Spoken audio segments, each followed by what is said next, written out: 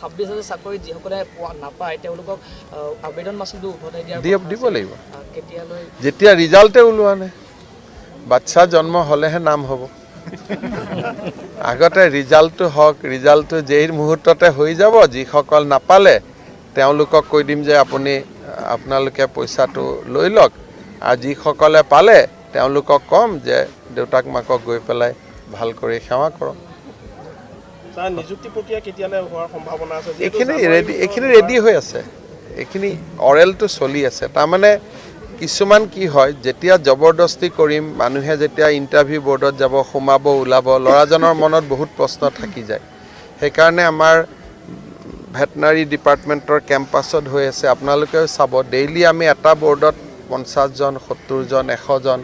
চবেই যাতে ধুনীয়াকৈ ইণ্টাৰভিউ দিব পাৰে কাৰো মনত যাতে খুদনি নাথাকে